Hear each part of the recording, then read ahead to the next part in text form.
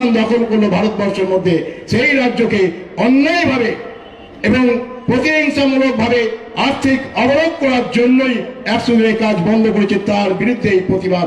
এবং এই সরকার আইন মানেন না, এটা আপনারা জানেন। যে হাইকোর্ট রায় দিয়েছে, সুপ্রিম কোর্ট রায় দিয়েছে অবিলম্বে 100 দিনের কাজ পশ্চিমবঙ্গে চালু করতে হবে, কিন্তু সেই কাজ এখনো চালু করেনি। আর এই যে এসআইআরটা আজকে আমাদের প্রত্যেকের কাছে পরিচিত হয়েছে। এসআইআর কি? যে নিবিড় ভোটার তালিকা সংশোধন, তার নাম করে যেভাবে বৈধ ভোটারদের ভোটার তালিকা থেকে নাম বাদ দিচ্ছে, এবং শুধু বাদ দেওয়া নয়, খসড়া তালিকায় যাদের নাম আছে তাদেরকেও আমাদের ভোটারের নাম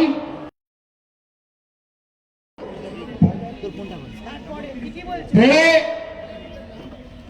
13 তারিখ থেকে আরম্ভ হয়েছে 19 তারিখ পর্যন্ত, এবং আবার বাড়িয়েছে 24 তারিখ পর্যন্ত যে হিয়ারিং হবে। 32,000 বৈধ ভোটার যাদের খসড়া ভোটার তালিকায় নাম আছে তাদেরকে অযথা হয়রানি করার জন্য, তাদের নাম বাদ দেওয়ার জন্য বিডিও অফিসে হিয়ারিং এর জন্য তাদের ডেকেছেন। এর বিরুদ্ধে আমাদের প্রতিবাদ। যে রাজ্যের ভোটাররা যারা 90 ঊর্ধ্ব 80 ঊর্ধ্ব বয়স, যারা আজকে দীর্ঘদিন পশ্চিমবঙ্গে ভোট দিয়ে আসছে, ভোটাধিকার প্রয়োগ করে আসছে, তাদের গণতান্ত্রিক অধিকার প্রয়োগ করে আসছে, সেই অধিকার থেকে তাদের বঞ্চিত করার জন্য তাদেরকে হিয়ারিং এ ডাকা হচ্ছে। যে নির্যাতন আপনারা দেখেছেন, অনেকে এই হিয়ারিং এর নাম শুনে যে কেন আমাদেরকে হিয়ারিং রাখলো, তাহলে কি আমাদের নাম ভোটার তালিকায় থাকবে না? আমরা কি ভারতবর্ষের নাগরিক নই? এই আতঙ্কে কতজন মারা গেছে সেটা আপনারা সবাই জানেন, আমি বলছি বলে নয়।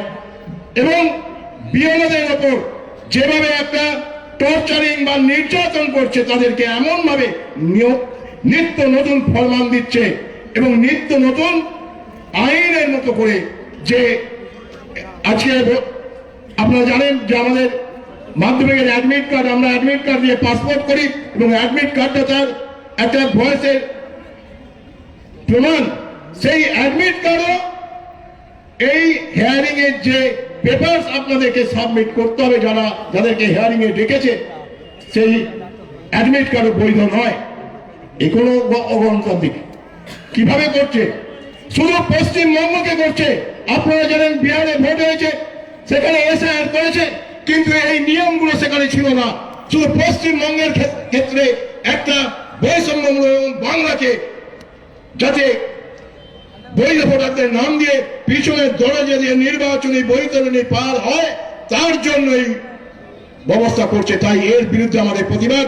আজকে আপনার বাংলার 8 থেকে 80 প্রত্যেকটা মানুষ এই এসআই অগণতান্ত্রিক এবং অপরিকল্পিত ভাবে যে এসআইআর করছে, তার বিরুদ্ধে এটা সোচ্চার।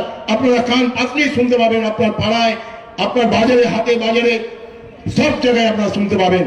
তাই এটা বাংলা, এটা নরেন্দ্র মোদীর অঙ্গুলি হেলনে নির্বাচন কমিশন এই কাজটা করছে। তাদের খেয়াল রাখা দরকার যে বাংলা প্রতিবাদ করতে জানে, বাংলা গণতান্ত্রিক ভাবে প্রতিবাদ করবে। কেন বাংলা স্বাধীনতা হয়েছে, বাংলার যে অবদান সেটা সবাই জানে।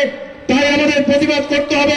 আমাদের সেই প্রতিবাদ, আজকের এই আওয়াজ যাতে সর্বস্তরের মানুষের কাছে পৌঁছে যায় যে তৃণমূল কংগ্রেস একমাত্র দল যে এই অপরিকল্পিত ভাবে এসআইআর এবং হিয়ারিং এর ডাকার হয়রানি করার জন্য যে ডাকছে, তার বিরুদ্ধে একমাত্র দল যে প্রতিবাদ করছে। তাই সকলকে আমি শুভেচ্ছা